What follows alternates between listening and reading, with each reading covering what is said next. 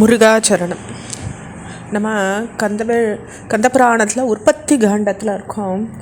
அதில் பிரம்மன் முதலான தேவர்கள் சிவபெருமான் கிட்ட போய் வேண்டுறாங்க, உம்முடைய சக்திக்கு ஒப்பான ஒரு திருக்குமாரனை எங்களுக்கு கொடுக்கணும்னுட்டு சொல்கிறாங்க. அப்போது அப்படி சொன்ன சுவாமி கிட்ட சொன்னவா, நீங்கள் வருந்த வேண்டாம், ஒரு புதல்வனை தருவோம்னுட்டு சுவாமியும் திருவாய் மலர்ந்தருள்றார். அப்போது நம்ம பாடலில் சொல்கிற மாதிரி வேண்டத்தக்கதை அறியக்கூடியவனும் வேண்ட முழுசும் தருவானுமான அந்த ஆண்டவன் தான் எந்த சமயத்தில் தரணும்னுட்டு அறிஞ்சிருக்கக்கூடியவர். அதற்கேற்ப இப்போ முருகனை தர வேண்டிய தருணம் வந்துட்டதுன்னு பெருமான் நினச்சார். முன்ன திரிபுர தகனத்தின் போது திருத்தேரும் படைக்கலமும் பரிவாரமும் சித்தம் செய்யுமாறு தேவர்களை பணித்து பின்னர் அவற்றை பயன்படுத்தாது தம்முடைய பராக்கிரமத்திலேயே பகைவரை கொண்ட பரமேஸ்வரர் இல்லையா அவருக்கு எதை எப்படி செய்யணும்னுட்டு நன்னா தெரியும். இப்பையும் அப்படியே முருகன் பிறப்புக்கான ஒரு ஏதுவான தேவியை பர்வத புத்திரியாக்கி திருமணம் புரிஞ்சு திருக்கைலாயம் சேர்ந்த ஐயன் இறுதியில் அவகிட்டேருந்து புதல்வனை தராமல் தாமாவே குமரனை தந்தருளை நினைக்கிறார். அதாவது தேவியோட இணக்கம் இல்லாமலேயே. அப்போ அவருடைய லீலையை நம்ம எப்படி அளக்க முடியும்? அதே மாதிரி இன்னொன்று, ஐயன் வேறு அன்னை வேறேன்னுட்டு பேதமும் பார்க்கக்கூடாது. என்றைக்குமே அவர் அம்மையப்பன்னு உணர்த்தத்தான் இந்த அருளை புரிஞ்சிருக்கார். பரமேஸ்வரனுக்கு 5 முகங்கள், தேவிக்கு 1 முகம், ஆக 2ம் சேர்ந்து 6 முகமாக முருகப்பெருமான் அவதரித்தார். அப்போ 6 நெற்றிக்கண்ணிலேருந்து அவர் 6 பொறிகளை தோற்றுவிச்சு அருமுகனை உண்டாக்கினார்னு சிலர் சொல்லுவாள்.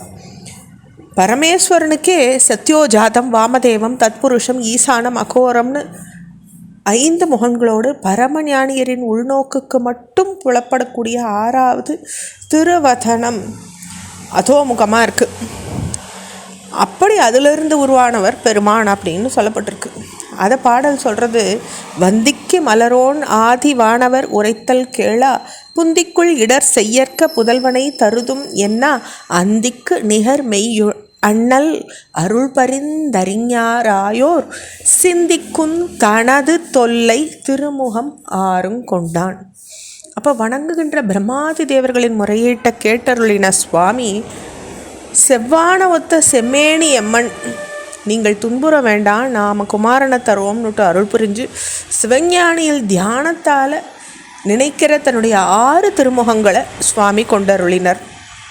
6 திருமுகங்களில் உள்ள திருக்கோலம் தாங்கின பெருமான் அவை ஒவ்வொன்றின் நெற்றி கண்ணிலிருந்தும் அருட்பெருஞ்சோதி பொறி ஒவ்வொன்றினையும் வழங்கி அருளினர். அந்த பொறிகள் அளவு கடந்த வெப்பத்தோடு உலகெங்கும் பரவி பறந்தது. அந்த ஜோதியின் வெப்பத்தை தாங்க முடியாத வானவர்கள் மூளைக்கு ஒருவராக ஓடினாங்க. வாயுக்கள் உழைஞ்சு ஓய்ந்தது, கடல்கள் வற்றித்து, வடவா முகாக்னி தான் செருக்கு நீங்கித்து, பூமி பிளந்தது, மலைகள் யாவும் நெக்கு விட்டது, அஷ்ட நாகங்களும் நெளிந்து நீங்கித்து, அஷ்ட திக்குகளும் அழுது இயங்கின, உயிர்கள் எல்லாம் நெடுங்கித்து. அந்த பொறிகள் இறைவன் அருளால் பெருங்கருணை செய்யும் வண்ணம் பிறந்தது. அதனால் எந்த உயிரையும் அதை நாசம் பண்ணலை, வெறும் அச்சத்தை மட்டும்தான் ஏற்படுத்தியது.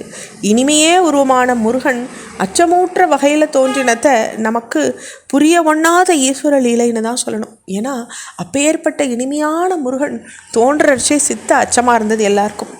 அன்பனும் நண்பனும் பரம பக்தனுமான அர்ஜுனனுக்கு கண்ண பெருமான் விஸ்வரூப தரிசனம் காட்டும்போது அர்ஜுனனும் நடுநடுங்க தான் செஞ்சார். ஏன்னா நரநாராயண அம்சமாக 2 பேரும் பிரியாத தோழமையுடையவா. ஆனால் அப்படிப்பட்ட அர்ஜுனனுக்கே சுவாமியினுடைய தரிசனம் அச்சத்தை கொடுத்தது இல்லையா? அதுபோலத்தான் இது இறைவனுடைய நெற்றிக்கண்ணிலிருந்து நெருப்பு பொறி புறப்பட்ட போது எம்பெருமான் அருக வீற்றிருந்த உமாதேவியாரும் அந்த பொறிகளின் வெம்மையை தாங்க முடியாது திருவுளங்கலங்கினாங்க. தம் திருவடியில் உள்ள சிலம்புகள் புலம்பி தாக்க திருக்கோயில் உள்ள ஓடுறாங்க. கடலில் கப்பல் போகிறது, கப்பல் நடுக்கடலுக்கு போயிட்டுது. அந்த கப்பலினுடைய கொடிமரத்தில் காகங்கள் கூட்டமாக உட்கார்ந்துருக்கு. மாலுமே அந்த காகங்களை அடித்து விரட்டுறார். காகங்கள் அங்கிருந்து பறக்கிறது. நடுக்கடல் காகங்கள் எங்கே போய் புகலிடம் தேடும்? அந்த மாதிரி 4 பக்கமும் பறக்கும் இல்லையா? தொடர்ச்சியை மடுத்த பகுதியில் பார்க்கலாம். ஹர ஹர சங்கர், ஜெய ஜெய சங்கர்.